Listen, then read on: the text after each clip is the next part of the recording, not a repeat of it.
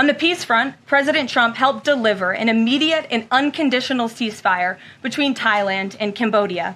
The two countries were engaged in a deadly conflict that had displaced more than 300,000 people until President Trump stepped in to put an end to it.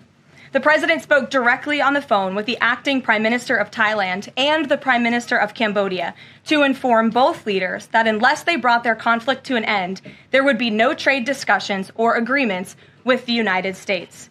Almost immediately afterward, a peace was brokered that will save thousands of lives and allowed for trade negotiations with these countries to resume, and they have. The president has now ended conflicts between Thailand and Cambodia, Israel and Iran, Rwanda and the Democratic Republic of the Congo, India and Pakistan, Serbia and Kosovo, and Egypt and Ethiopia. This means President Trump has brokered, on average, about one peace deal or ceasefire per month during his 6 months in office. It's well past time that President Trump was awarded the Nobel Peace Prize. What we are watching is President Trump rebuilding the greatest economy in the history of the world and simultaneously proving the so-called economic experts wrong at every turn. Media pundits said a trade deal with the EU this monumental and beneficial to America would be impossible, but President Trump made it happen. The so-called economic experts repeatedly said that the American economy would be in a recession this summer. Well, summer is here. It's almost over.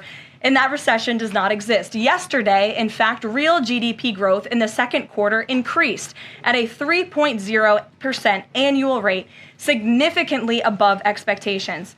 President Trump's America First policies are driving economic growth, as he always said they would. And this growth is being driven by the private sector, not the government. Federal government spending fell for a second straight quarter, while real business fixed investment rose by nearly 2%. Following its first quarter surge. President Trump is right-sizing government spending, reversing the damage done by the Biden administration, and allowing the private sector to flourish. The same so-called experts claimed that President Trump's tariffs would spike inflation and hurt American consumers. But consumer spending growth just accelerated, and inflation remains right on track.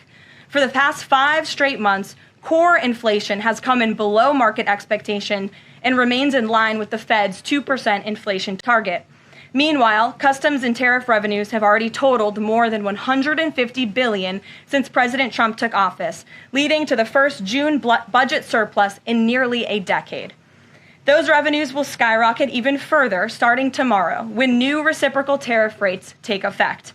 President Trump is restoring America's economic sovereignty by reducing our reliance on foreign countries, boosting investment in the U.S. to the tune of trillions of dollars, and creating hundreds of thousands of high-paying jobs for the American people. With America finally put first on trade and the largest middle-class tax cuts in history and other pro-growth provisions of the One Big Beautiful Bill beginning to take effect, the American economy will boom like never before over the course of the next 3.5 years, thanks to the president's vision.